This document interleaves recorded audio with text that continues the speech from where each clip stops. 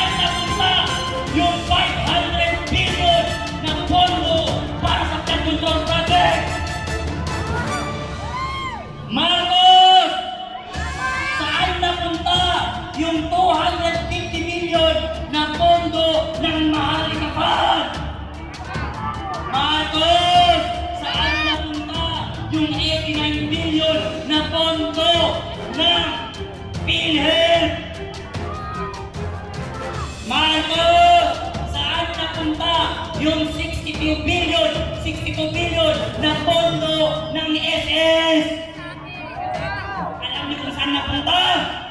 Dahil kay Speaker, may atang! Doon napunta yung pera natin. Kaya yung Speaker na si Martin Romualdez, pati yan sa Congress na si Luis Tro, yan ang isa sa may pinakamalaking pondo at pera na ninakaw. Titigilan na natin sila! Susuko ba tayo? Ilabas nyo ang mga dala niyong tae at itaknan sa pagkuling joke lang. Joke lang, wala kaming walang tae. Oo, wala na mga pulis namin ang support ko naman kita kung walang tae.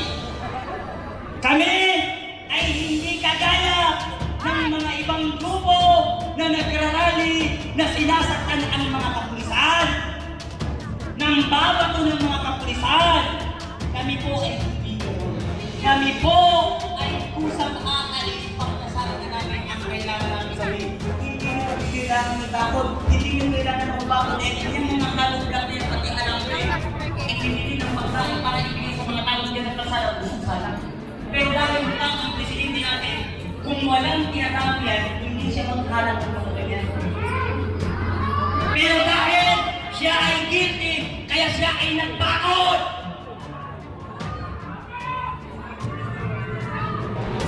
Ang tatay, magnanakaw! Ang anak, magnanakaw! Kaya lahat ng pamilya Marcos, puro magnanakaw! Maraming salamat at magandang hapon! Akbar! Nakaka-inspire ka, Bart! Nakaka-inspire ang mga pinanggit mo! Tuwagos sa puso at damdamin ng taong bayan yang in-expose di kasama Kuya Bart. Sabi nga, ang gutom at kahirapan na nararanasan ng taong bayan, ang kapalit niyan ay yung sarserang nagaganap sa Kongreso. Impeachment! Impeachment! Putang impeachment yan! Hindi po yan ang gusto ng taong bayan. Ang gusto ng taong bayan ay 3 beses kami makakain sa isang araw at meron kaming trabaho. Trabaho ang kailangan ng mamayang Pilipino, hindi po ayuda ang kailangan. Wag po natin turuan ang taong bayan ng katamaran, pambili ng sabon. Hindi po yan ang kailangan namin. Trabaho at nakabubuhay na sahod ang kailangan namin. Tingnan ninyo sa NCR, magkano po ang sahod? 695. Pumunta ka sa Bulacan, magkano po ang sahod dyan ng mga minimum wage? Pumunta ka ng Calabarzon, ang tanong namin sa gobyerno, ang presyo ba ng bigas sa Central Luzon, sa Region 3, sa iba't ibang region, ay di ba pare-parehas? Bakit po ang sahod ng mga manggagawa ay pinaghati-hati, mga kasama? Dahil po pinoprotektahan yung mga malalaking negosyo, lalong-lalo na ang mga foreign investor. Dito kayo maglaga ng inyong negosyo.